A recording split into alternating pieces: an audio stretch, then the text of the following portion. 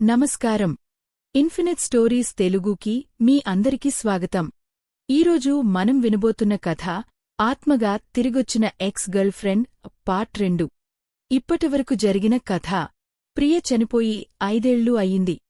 యమలోకంలో ఆమె ఒక అజ్ఞాత ఆత్మలా కాలం గడుపుతోంది.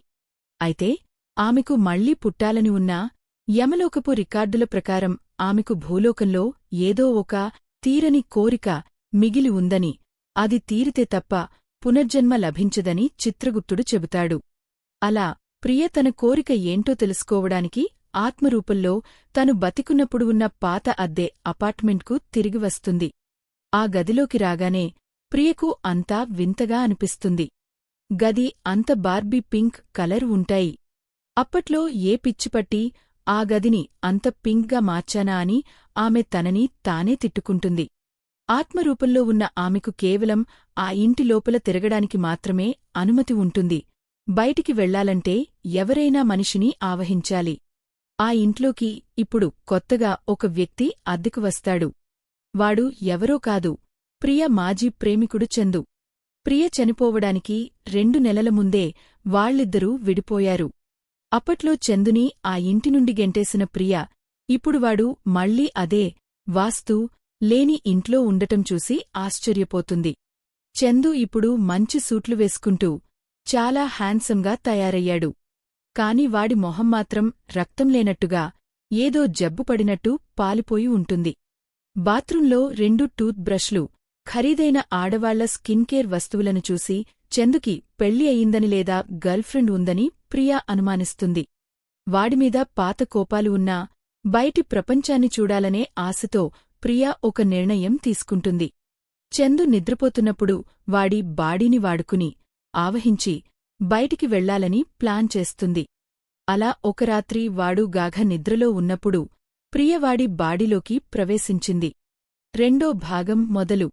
ప్రియా ఆ చీకట్లో కాసేపు అలా పడుకుని చందు బాడీకి అలవాటు పడటానికి ప్రయత్నించింది.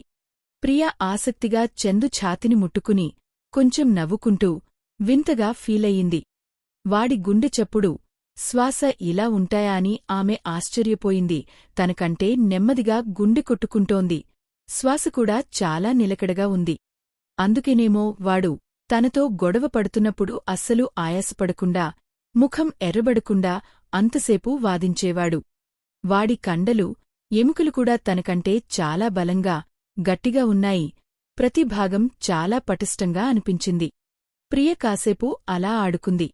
కాని ఎలాగో తను మాజీ ప్రేమికురాలు కదా, మరీ అంత అతిగా ప్రవర్తించడం ఎందుకని కొంచెం మొహమాటపడి బెడ్మీద లేచి కూర్చుని సరదాగా ఎక్కడికి వెళ్దామా అని ఆలోచించడం మొదలుపెట్టింది. భూలోకానికి వచ్చి 5 ఏళ్లు అయిపోయింది కదా, ఇదంతా ఆమెకు కొంచెం కొత్తగా అనిపిస్తోంది. యమలోకం, ఈ భూలోకం పద్ధతులు అసలు ఎక్కడా సంబంధం లేకుండా చాలా విభిన్నంగా ఉన్నాయి. సరేలే, ముందైతే బయటికి వెళ్దాం అని ఆమె నిర్ణయించుకుంది. ప్రియ చందు బాడీలో ఉండి తన చేతులతో బెడ్మీద సపోర్ట్ తీసుకుని లేచి కూర్చుంది. కాళ్ళు మంచం పక్కకి దించి పాదాలు నేలకు ఆనించగానే ప్రాణమున్న మనిషి బాడీలో ఉన్న ఫీలింగ్ కలిగింది. ఆమె చందు కనురెప్పలని ఒకసారి ఆడిస్తూ ప్యాంట్ లోపల ఉన్న వాడి పొడవైన, బలమైన కాళ్లని చూసింది. ఉండబట్టలేక ఒకసారి గట్టిగా గిల్లి చూసింది. అమ్మో, చాలా గట్టిగానే తగిలింది. వాడి కాళ్ళు నిజంగానే చాలా పొడవు. ప్రియ అంత పొడుగు ఉండదు. చందు భుజం దగ్గరికి ఉంటుంది. వాళ్ళిద్దరూ కొత్తలో ప్రేమించుకుంటున్నప్పుడు తరచూ లైబ్రరీలో కలిసి చదువుకోవడానికి వెళ్లేవాళ్లు. చందు ఎప్పుడూ తన ప్రోగ్రామింగ్ ప్రాజెక్టుల పనిలో మునిగిపోయి ప్రియ కాళ్ళు చిన్నవని మర్చిపోయి తన దారిన తాను వడివడిగా ముందుకు నడిచేవాడు. కాసేపు వెళ్లాక పక్కన ప్రియ లేదని అప్పుడు గుర్తుకొచ్చేది. అప్పుడు చిరాకుగా మొహం పెట్టి వెనక్కి తిరిగి ఆమెకోసం అక్కడే నిలబడేవాడు. ప్రియ కూడా అస్సలు తగ్గేది కాదు. వాడు వెయిట్ చేయాలనే కావాలని ఇంకా నిదానంగా నడిచేది. వాడు ఎంత చిరాకు పడితే ఆమెకు అంత సంతోషం కలిగేది. కాని ఆ తర్వాత అది ఎప్పుడు మొదలైందో తెలీదు కాని చందు ఆమె నడిచే ఆ నత్తనడక కి అలవాటు పడిపోయాడు. ఆమె ఎలా నడిచినా సరే వాడు ఎప్పుడూ ఆమెకంటే అర అడుగు వెనకాలే నడుస్తూ తోడుగా వచ్చేవాడు. ఆ పొడవైన కాళ్లతో వాడు తన వెనకాలే చాలా సింపుల్గా బద్ధకంగా నడిచి వచ్చేవాడు. నిజం చెప్పాలంటే చందు తనకి మొదటి ప్రేమికుడు. కాని వాళ్ల రిలేషన్ గురించి ఆలోచిస్తే ఎక్కడా పెద్దగా రొమాంటిక్ సీన్లు ఏమీ లేవు. పువ్వులు, క్యాండిల్ లైట్ డిన్నర్లు, గిఫ్ట్స్ అసలు అలాంటివేవీ జరగలేదు. వాళ్ళిద్దరికీ తెలిసింది కేవలం ఇద్దరు పేద కాలేజీ స్టూడెంట్స్ బతుకు మాత్రమే. ఎప్పుడూ ఏదో హడావిడిలో నడవడం, కిక్కిరిసిన రైళ్లలో బస్సులు తోసుకుంటూ వెళ్లడం, ఉద్యోగాల కోసం వందల కొద్దీ రెజ్యూమెలు పంచడం, బయట దొరికే ఫాస్ట్ ఫుడ్ తినడం. అందుకే కాబోలు ఒక చిన్న గొడవకే వాళ్లు విడిపోయారు. అంతా చాలా మామూలుగా జరిగిపోయింది. ఒక్కసారి తన పాత యూనివర్సిటీకి వెళ్లాలని ప్రియకు అనిపించింది. తను అక్కడ 4 ఏళ్లు గడిపింది. నిజానికి తన సొంత ఇంటికంటే ఎక్కువగా ఆ కాలేజీనే తను మిస్ అవుతోంది. ప్రియ సోఫామీద ఉన్న చందు బట్టలు కొన్ని తీసుకుని చీకట్లోనే వేసేసుకుంది. తర్వాత వేగంగా వెళ్లి హాల్లో లైట్ వేసింది. అక్కడ ఉన్న టీవీ స్క్రీన్లో తన ప్రస్తుత రూపం కనిపించింది. అది చూడగానే ప్రియ ఒక్కసారిగా అలానే స్తంభించి నిలబడిపోయింది. టీవీ స్క్రీన్లో కనిపిస్తున్న తన రూపాన్ని చూసి ప్రియకి నవ్వాగలేదు. అక్కడ కనిపిస్తున్న చందు గెంతుతూ, కనుబొమ్మలు ఎగుడుదిగుడుగా పెట్టి, కళ్ళు సగం మూసి వింతగా చూస్తున్నాడు. వాడు అసలు జీవితంలో ఎప్పుడూ ఇలాంటి ఎక్స్ప్రెషన్లు పెట్టడు. హహహా! ప్రియకి అది చూసి భలే నవ్వు వచ్చింది. పంది ముక్కులాగా పెట్టి, రకరకాల వెటకారపు మొహాలు పెట్టి, తనని తనే ఆటపట్టించుకుంది. ఆ తర్వాత కాసేపటికి చందు ఎలా గంభీరంగా నడుస్తాడో అలాగే నడవడం ప్రాక్టీస్ చేసింది. 2-3 అడుగులు అచ్చం వాడిలాగే వేసింది. ఇప్పుడు కరెక్ట్గా సెట్ అయింది. తన మొహం తానే నిమురుకుంటూ, అబ్బా! ఎంత హ్యాండ్సంగా ఉన్నాడో కదా అని తన అందాన్ని తానే మెచ్చుకుంది. కాసేపు అలా మురిసిపోయిన తర్వాత తాళాలు తీసుకుని ఇంటినుండి బయటికి వెళ్ళింది. హైదరాబాద్లో ఈ చలికాలం తను అనుకున్నదానికంటే చాలా ఎక్కువగా ఉంది. చలిగాలి కోటు లోపలికి వెళ్తుంటే చందుకి సరైన వెచ్చటి బట్టలు వేయలేదని ప్రియకి అర్థమైంది. ఆ కోటుని గట్టిగా దగ్గరికి లాక్కుని వణికిపోయింది. ఆమెకు పాతరోజులు గుర్తొచ్చాయి. అప్పట్లో చందుకి అస్సలు చలివేదు అనుకునేది. చలికాలంలో కూడా వాడు కేవలం ఒక షర్ట్ వేసుకుని తన కోటుని ప్రియకి చాలా స్టైల్గా ఇచ్చేసేవాడు. ఒరేయ్ వెధవా! అంటే అప్పట్లో నువ్వు కేవలం సీన్ కోసమే ఇలా బిల్డప్ ఇచ్చావన్నమాట అని ఆమెకు అప్పుడు అర్థమైంది. ఆ అపార్ట్మెంట్ నుండి యూనివర్సిటీకి నడుచుకుంటూ వెళ్లే దూరమే. ప్రియ నడుస్తూ మధ్య మధ్యలో ఆగిపోయి ఈ కొత్త లోకాన్ని ఆశ్చర్యంగా చూస్తోంది. దారిలో ఉన్న వస్తువులను ఇక్కడో అక్కడో ముట్టుకుంటూ వెళ్తోంది. 5 ఏళ్లు గడిచిపోయాయి. కాలేజీ చుట్టుపక్కల ప్రాంతం పెద్దగా మారలేదు కాని రోడ్లు మాత్రం పాతబడి పగుళ్లు ఇచ్చి కనిపిస్తున్నాయి. దారి పక్కన మొలచిన గడ్డిని ప్రియ మెల్లగా తెంపుతూ ముందుకి నడిచింది. 5 ఏళ్లు గడిచిపోయినా యూనివర్సిటీ చుట్టుపక్కల ప్రాంతం పెద్దగా మారలేదు. ఫుట్పాత్ కొంచెం పాతబడింది. 5 ఏళ్ల క్రితం వేసిన సిమెంట్ రోడ్లు ఇప్పుడు అక్కడక్కడా పగిలి కనిపిస్తున్నాయి. ఆ వీధులన్నీ హోటళ్లతో నిండిపోయి ఉన్నాయి. వాళ్లు అప్పట్లో రెగ్యులర్గా వెళ్లే ఆ టిఫిన్ బండి బోర్డు ఇంకా పాతదే ఉంది. కరెంట్ స్తంభాల నిండా నీళ్లు, కరెంటు రిపేర్లు మరియు ప్రకటనలు పిచ్చిపిచ్చిగా అంటించి ఉన్నాయి. అప్పటికే టైం రాత్రి 11:30 దాటింది. యూనివర్సిటీ హాస్టళ్లలో లైట్లన్నీ ఆపేశారు. రోడ్లమీద జనం ఎవరూ లేరు. అంతా నిశ్శబ్దంగా ఉంది. అప్పుడప్పుడు కొంతమంది స్టూడెంట్స్ సైకిళ్లమీద వేగంగా వెళ్తుంటే కింద రాలిన ఆకులు నలిగే ఒకలాంటి శబ్దం వస్తోంది. ఆ యూనివర్సిటీకి చుట్టూ ప్రహరీ గోడలు లేవు. ఏటునుండి అయినా లోపలికి వెళ్ళొచ్చు. ప్రియ తనకు బాగా తెలిసిన ఒక దారిలోనే లోపలికి నడిచింది. రాత్రిపూట ఈ కాలేజీ వాతావరణం తనకు చాలా పరిచయం. అప్పట్లో తను మరియు చందు వాళ్ల డిపార్ట్మెంట్లోనే చాలా కష్టపడి చదివేవాళ్లు. పేద కుటుంబం నుండి వచ్చి కేవలం చదువుతోనే తమ తలరాతని మార్చుకోవాలని తాపత్రయపడే స్టూడెంట్స్ వాళ్లు. చదువుకుని ఊర్లో అందరికీ మంచి పేరు తేవాలి అనే బాధ్యత వాళ్లమీద ఉండేది. అందుకే కాలేజీలో కూడా వాళ్లు ఏ రోజూ టైం వేస్ట్ చేయలేదు. వాళ్ళిద్దరూ మొదటిసారి డిగ్రీ 3rd ఇయర్లో ఉన్నప్పుడు ఒక చలికాలం రాత్రి కలుసుకున్నారు. అప్పుడు ప్రియ లైబ్రరీలో తన చదువు పూర్తి చేసుకుని పుస్తకాలన్నీ పట్టుకుని దగ్గరలోని పార్ట్ టైం జాబ్ కోసం బయలుదేరింది. బాగా అలసిపోయి నిద్రమత్తులో ఉండటంతో ఎదురుగా వస్తున్న చందుని గుద్దేసింది. వాడు అప్పటికే రాత్రంతా లైబ్రరీలో కూర్చుని చదువుకుందామని వస్తున్నాడు. ఆ గుద్దిన దెబ్బకి చందు చేతిలో ఉన్న ల్యాప్టాప్ కిందపడి ముక్కలేపోయింది. అది చూసి ప్రియకు ప్రాణం పోయినంత పని అయింది. ఎందుకంటే దాన్ని రిపేర్ చేయించే స్తోమత ఆమెకు లేదు. చందు చాలా సీరియస్గా ఆమె వంక చూశాడు. ప్రియ వణుకుతున్న చేతులతో తన జేబులో ఉన్న 100 రూపాయల నోటు 32 రూపాయల అలాగే తన ఫోన్లోని ఆన్లైన్ బాలన్స్ వాడికి చూపించింది. వాడు కాసేపు ఆమె పాలిపోయిన ముఖంవైపు చూసి చివరకు ఆమె చేతిలో ఉన్న ఆ 32 రూపాయల చిల్లర నాణేలను మాత్రమే తీసుకున్నాడు. కేవలం 32 రూపాయలా? దాంతో ఏం వస్తుంది? అని ఆమె సిగ్గుపడుతూ అడిగింది. చందు విసుగ్గా ఆమెవైపు చూసి, ఒక ప్లాస్టర్ వస్తుంది. లోపల చిప్ నేనే రిపేర్ చేసుకుంటాను. కాని ఈ విరిగిపోయిన స్క్రీన్ని బాడీని అతికించడానికి ఆ టేప్ అవసరం అని చెప్పాడు. థాంక్స్ అండీ. మీరు నిజంగా చాలా మంచివారు అని ప్రియ గిల్టీగా నవ్వింది. చందు ఇక ఏమీ మాట్లాడకుండా తన దారిన తాను వెళ్ళిపోయాడు.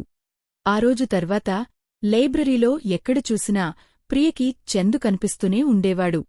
వాడు చాలా అందంగా ఉంటాడని కాదు కాని ఆ టేపులు వేసి అతికించినవాడి పాత ల్యాప్టాప్ మాత్రం దూరం నుండి కూడా ఇట్టే కనిపిస్తూ ఉండేది. చుట్టూ జనం ఉన్నా వాడు మాత్రం చాలా సీరియస్గా తన పనిలో మునిగిపోయి కోడింగ్ టైప్ చేస్తూ ఉండేవాడు. వాడు అంత వేగంగా టైప్ చేస్తుంటే ఆ ల్యాప్టాప్ ఎక్కడ ముక్కలైపోతుందో అని ప్రియకి భయం వేసేది. పాపం వాడి ల్యాప్టాప్ విరగొట్టాను కదా అన్న గిల్టీతో ప్రియవాడికి చిన్న చిన్న సాయాలు చేయడం మొదలుపెట్టింది. వాడికి బ్రేక్ఫాస్ట్, లంచ్ తీసుకురావడం, వాడి పనులు చేసిపెట్టడం లాంటివి చేసేది.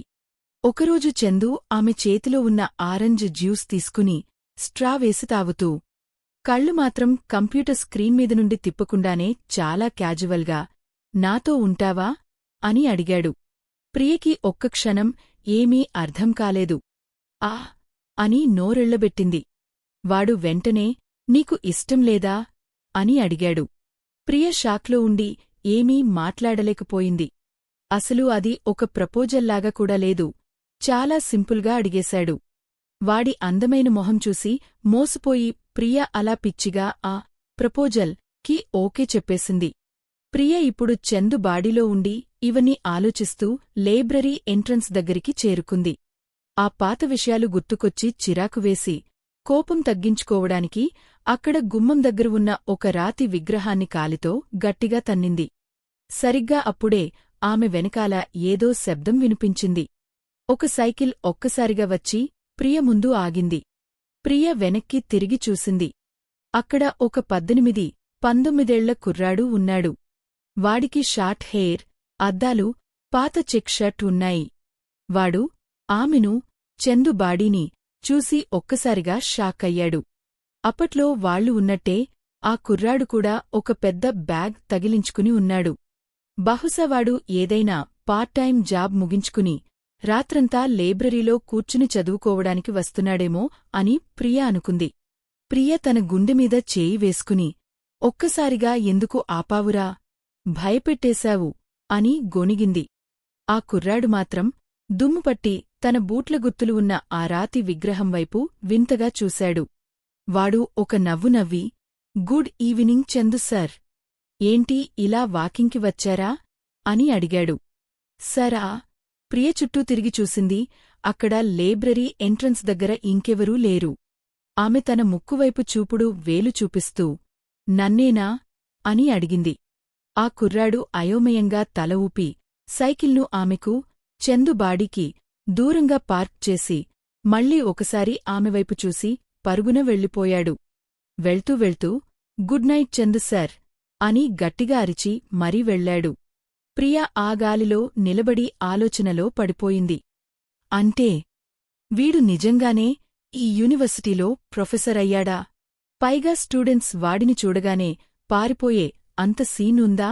అనుకుంది. నిజానికి అప్పట్లో చందు క్లాస్ టాపర్.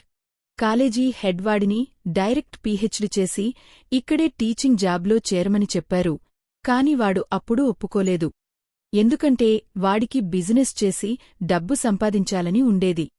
చిన్నప్పటినుండి పేదరికంలో పెరగడం వల్ల చదువుకుని గొప్ప పొజిషన్కి వెళ్లి డబ్బు సంపాదించడమే వాడి లక్ష్యం. 5 ఏళ్ల తర్వాత చూస్తే వాడు అదే కాలేజీలో అసిస్టెంట్ ప్రొఫెసర్ అయ్యాడని తెలిసి ప్రియా ఆశ్చర్యపోయింది. స్టూడెంట్స్ వాడిని చూడగానే అలా భయపడి పారిపోతున్నారంటే చందు నిజంగానే ఏదో ఒక స్థాయికి చేరుకున్నాడన్నమాట.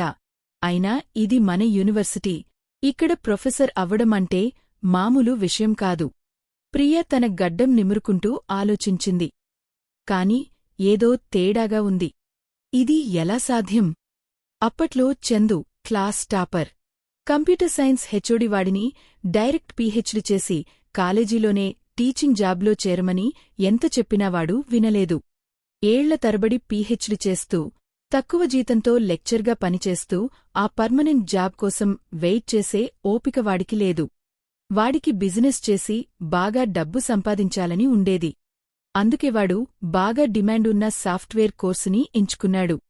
ఆ రోజు హెచ్ఓడి వాడిమీద చాలా డిసప్పాయింట్ అయ్యాడు. కాని ప్రియకి మాత్రం చందు నిర్ణయం కరెక్ట్ అనిపించింది.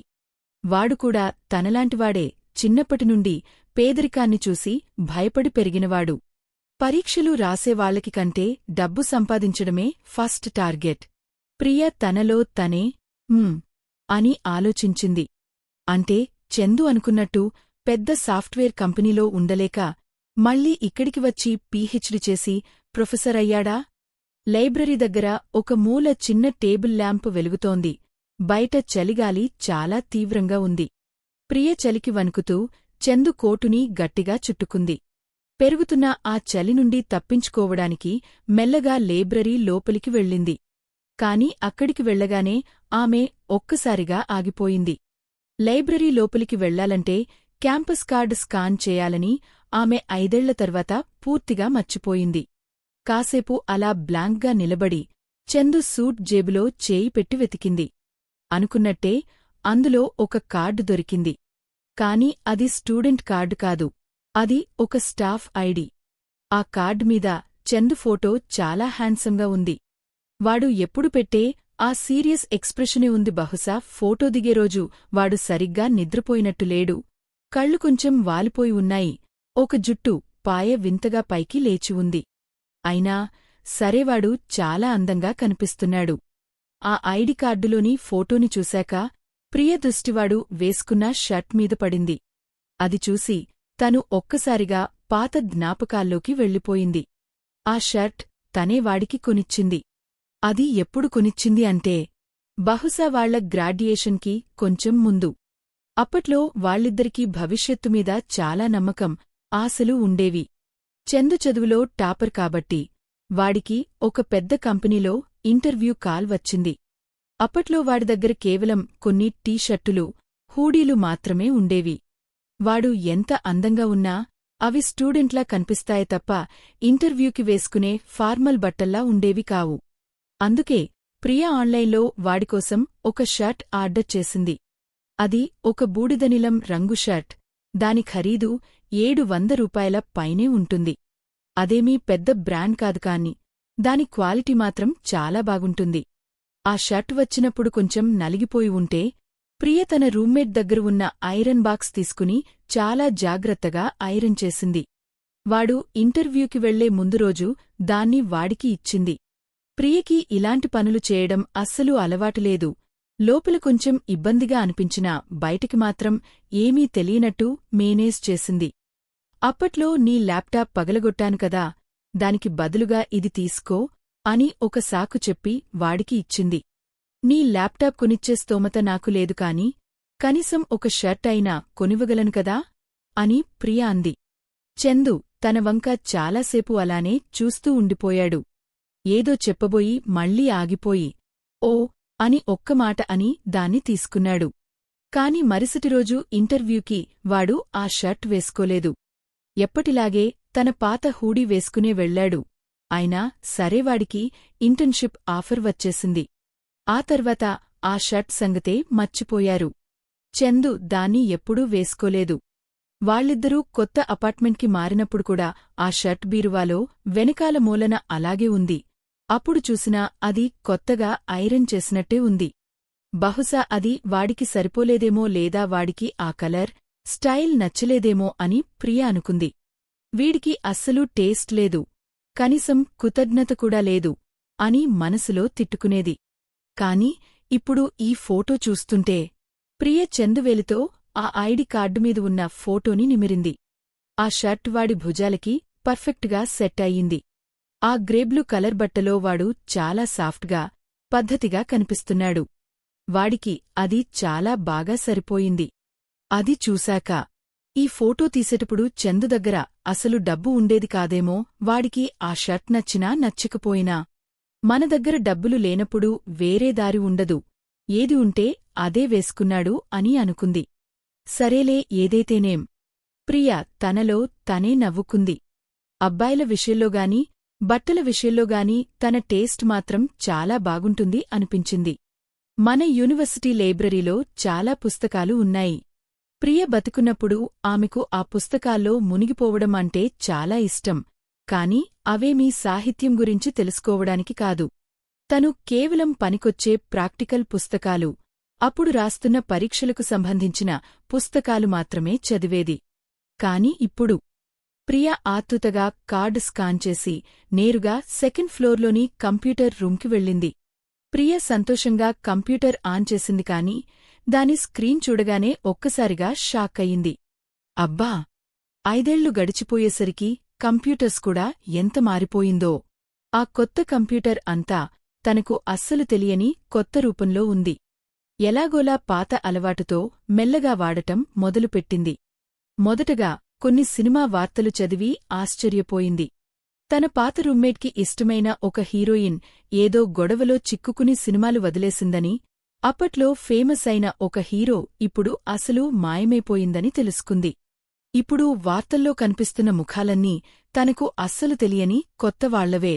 కాని అన్నిటికంటే పెద్ద షాక్ ఏంటంటే ఈ ఏడాది పీజీ ఎంట్రన్స్ ఎగ్జామ్ కోసం రిజిస్టర్ చేసుకున్నవాళ్ల సంఖ్య 5 ఏళ్ల క్రితం కంటే ఇప్పుడు 2 రెట్లు పెరిగింది. అది చూసి ప్రియకు కళ్ళు తిరిగినంత పని అయింది. అమ్మో!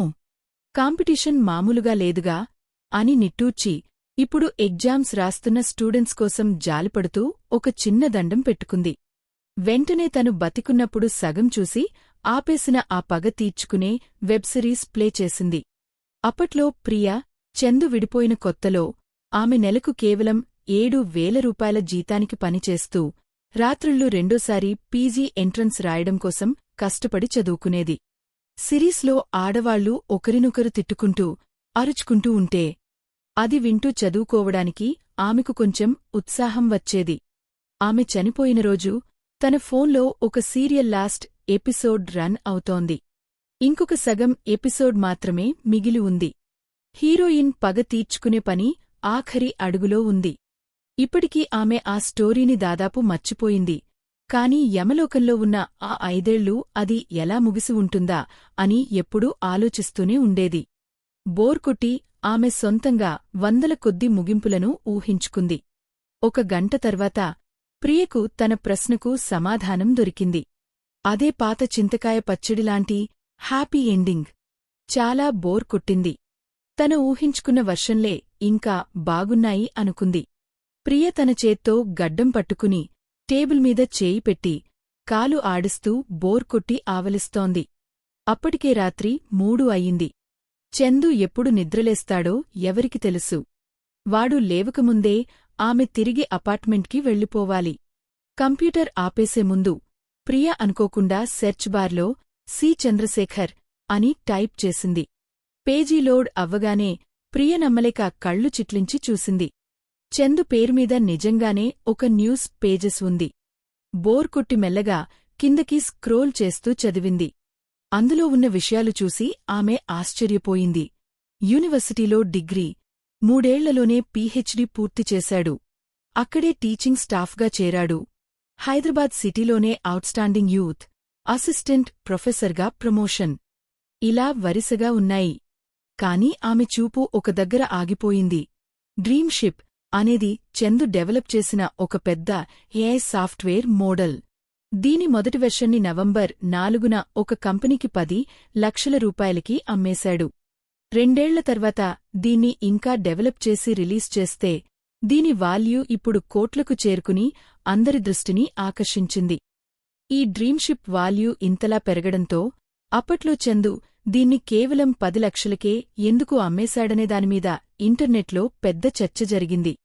కొంతమంది ఏమన్నారంటే వాడు మిడిల్ క్లాస్ కుటుంబం నుండి రావడం వల్ల వాడికి బిజినెస్ తెలివితేటలు లేవని, అందుకే అంత తక్కువకి అమ్మేసి నష్టపోయాడని అన్నారు.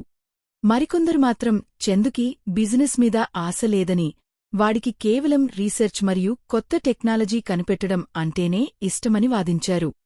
ఆ వివాదమీద చందు ఎక్కడా స్పందించలేదు అని ఆ సోషల్ మీడియా ఉంది. అది చూసి ప్రియ ఒక్కసారిగా ఆశ్చర్యపోయింది. ఆ ఏఐ సాఫ్ట్వేర్ మోడలేంటో ఆమెకు బాగా తెలుసు. చందు 3rd ఇయర్లో ఉన్నప్పటినుండే తన ఆ విరిగిపోయిన ల్యాప్టాప్ మీద దీన్నే పట్టుబట్టి తయారు చేసేవాడు. అది వాడి సొంత ప్రాజెక్ట్. కాలేజీ అయిపోయి ఇంటర్న్షిప్ చేస్తున్నప్పుడు కూడా వాడు దీనిమీదే వర్క్ చేసేవాడు. ఆఫీస్ పని ఎంత లేటు అయినా సరే రాత్రిపూటవాడు కీబోర్డ్ మీద టైప్ చేసే ఆ శబ్దం వినడానికి చాలా బాగుండేది. అసలు ఆ మోడల్ దేనికి పనికొస్తుందో ప్రియకి అప్పట్లో అస్సలు అర్థమయ్యేది కాదు. చందు చాలాసార్లు వివరించడానికి ప్రయత్నించాడు కాని ఆమెకు వింటుంటేనే నిద్ర వచ్చేసేది. అప్పుడు వాడు నెమ్మదిగా నవ్వుకుంటూ నిద్రపోతున్న ఆమె జుట్టు నిమురుతూ ఎప్పుడూ లేనంత గర్వంగా ఇలా అనేవాడు, ఇంకొన్ని ఏళ్లు కష్టపడి కొంచెం పెట్టుబడి సంపాదించుకున్నాక నేను ఈ కంపెనీ ఉద్యోగం వదిలేస్తాను. చందు ఆమె ముఖాన్ని నిమురుతూ చెవిలో మెల్లగా, ప్రియా, ఇదే మన భవిష్యత్తు అని చెప్పాడు. అప్పట్లో కంపెనీవాళ్లు చందుని ఎంతలా తిప్పుకున్నారో ప్రియకి ఇప్పటికీ గుర్తుంది. వాడికి అబద్ధపు ఆశలు చూపిస్తూ ఒక ఇంటర్న్షిప్ తర్వాత ఇంకో ఇంటర్న్షిప్ చేయిస్తూ వాడిని చాలా వాడుకున్నారు.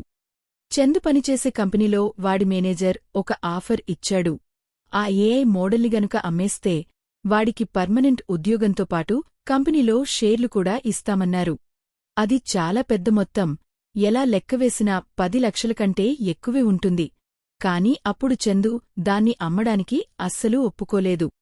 చందు చిన్నప్పటినుండి పేదరికంలో పెరగడం వల్ల వాడికి పెద్ద ఆశలు ఉండేవి మరియు నిజంగా చాలా డబ్బు సంపాదించాలని ఉండేది. కంప్యూటర్ వెలుగులో రాత్రంతా కష్టపడివాడు ఆ మోడల్ని తయారుచేశాడు. ఎందుకంటే అదే తన భవిష్యత్తు అని వాడు నమ్మాడు. అలాంటివాడు అంత తక్కువ ధరకి దాన్ని ఎందుకు అమ్మేశాడబ్బా? బహుశా వాడికి డబ్బులు చాలా అవసరమే, తన భవిష్యత్తుని కూడా పణంగా పెట్టాడేమో. ప్రియకు ఇంకేమీ అర్థం కాలేదు. ఆ పేజీలో అది నవంబర్ 4న అమ్మినట్టు ఉంది. అంటే సరిగ్గా 5 ఏళ్ల క్రితం ప్రియ చనిపోయిన 1 నెల తర్వాత అన్నమాట. అది చూసి ప్రియకు మనసులో ఏదోలా అనిపించింది. బహుశా ఆ ఇంటి వాస్తు నిజంగానే బాలేదేమో. ఆ సంవత్సరం వాళ్ళిద్దరికీ పెద్ద కష్టాలే వచ్చాయి. ఒకరు చనిపోతే ఇంకొకరు బతకడం కోసం తన కష్టాన్ని వదులుకోవాల్సి వచ్చింది. ఇది చూస్తుంటే చాలా బాధగా ఉంది. ప్రియ మెల్లగా లేచి కంప్యూటర్ ఆపేసి లైబ్రరీ నుండి బయటికి నడిచింది. అది అర్ధరాత్రి కావడంతో రోడ్లమీద జనం ఎవరూ లేరు. అంతా నిశ్శబ్దంగా ఉంది. అపార్ట్మెంట్కి వెళ్లే దారిలో ఒక పాత పార్కు పక్కనుండి వెళ్తుండగా చెట్ల చాటునుండి కొన్ని వీధి కుక్కలు ఒక్కసారిగా బయటికి వచ్చి మొరగడం మొదలుపెట్టాయి. మొదట ప్రియ భయంతో వణికిపోయి పారిపోవాలని అనుకుంది. కాని వెంటనే ఆమెకు ఒకటి గుర్తొచ్చింది, తను ఇప్పుడు పాత ప్రియ కాదు. తను చందు బాడీలో ఉంది. వాడు మంచి హైట్ ఉన్న ఒక అబ్బాయి. అందుకే ఆ చిన్న కుక్కలకి భయపడాల్సిన అవసరం లేదని అనుకుంది. ప్రియ అక్కడే ఆగిపోయి కుక్కలవైపు తిరిగి తన కాలితో నేలను గట్టిగా తన్నింది. ఆమెను చూసి ఆ కుక్కలు భయపడి ఆగిపోయాయి. మెల్లగా తోకలు ఊపుతూ వెనక్కి తగ్గాయి. కాని ప్రియ నేలను మరీ గట్టిగా తన్నిందో లేక చందు బాడీలో మరీ ఎక్కువసేపు ఉండిపోయిందో తెలీదు కాని ఒక్కసారిగా ఆమె ఒళ్లంతా వణుకు పుట్టి తల మొద్దుబారిపోయి కళ్లముందు అంతా చీకటి కమ్ముకుంది. అప్పుడే ఆమె చందు ముక్కును ముట్టుకుని చూస్తే చేతినిండా వేడి రక్తం తగిలింది. చందు బాడీ వెనక్కి పడిపోతోంది. కాని ప్రియ ఆత్మమాత్రం బాడీలో నుండి బయటికి వచ్చేసింది. ప్రియ అయోమయంగా చూస్తూ కింద పడిపోతున్న చందుని పట్టుకోవడానికి ప్రయత్నించింది. కాని ఆమె వేళ్లు వాడి బాడీలో నుండి గాలిలో వెళ్ళినట్టు వెళ్ళిపోయాయి. వాడు ధభైల్ మని నేలమీద పడటం, నొప్పితో మూలగడం ఆమె కళ్ళారా చూసింది. వాడి కనురెప్పలు వణుకుతూ ఒక్కసారిగా కళ్ళు తెరిచాడు. వాడు అసలు ఏం జరుగుతుందో అర్థంకాక తలపట్టుకుని చాలా కన్ఫ్యూజన్గా నొప్పితో అటూ ఇటూ చూస్తున్నాడు. అయ్యో, వీడు నిద్రలేచిపోయాడే అని ప్రియ కంగారుపడింది. ఆమె మళ్ళీ వాడిని పట్టుకోవాలని ఆరాటపడింది. కాని ఆమె ఆత్మ ఒక అయస్కాంతంలా ఏదో తెలియని శక్తివల్ల వెనక్కి లాగబడుతోంది. చుట్టూ ఉన్న దృశ్యాలన్నీ చాలా వేగంగా వెనక్కి వెళ్ళిపోతుంటే ఆమెకు కళ్ళు తిరిగి ఒక్కసారిగా కళ్ళు మూసుకుంది. ఎంతసేపు గడిచిందో తెలీదుకాని మళ్ళీ కళ్ళు తెరిచి చూసేసరికి ఆమెకు బాగా తెలిసిన ఆ అపార్ట్మెంట్లోని pink colour bed, radium star ఉన్న సీలింగ్ కనిపించాయి. అది చూసి ప్రియ తలపట్టుకుని నిరాశతో లేచి కూర్చుంది. అయిపోయింది, అంతా అయిపోయింది అని ఆమెకు అర్థమైంది. తెల్లవారుజామున 4 గంటలకి చందుని ఆ పార్కులో ఒంటరిగా వదిలేసి వచ్చేసింది. చందు పుణ్యమా అని అక్కడ ఉన్న వీధి కుక్కలతో లేనిపోని గొడవ కూడా పెట్టుకుని వచ్చింది. ఇంతటితో పార్ట్ 2 ముగిసింది. ఈ ఎపిసోడ్ తర్వాత మీకు ఏమనిపించింది? తర్వాత ఏమీ జరగబోతుందని మీరు అనుకుంటున్నారు? మీ అంచనాలను కామెంట్లో చెప్పండి. వీడియో నచ్చితే లైక్ చేయండి. ఈ కథలోని ప్రతి కొత్త ఎపిసోడ్ను ముందుగా చూడాలంటే మా ఛానల్ను సబ్స్క్రైబ్ చేసి బెల్ ఐకాన్ను తప్పకుండా ఆన్ చేయండి.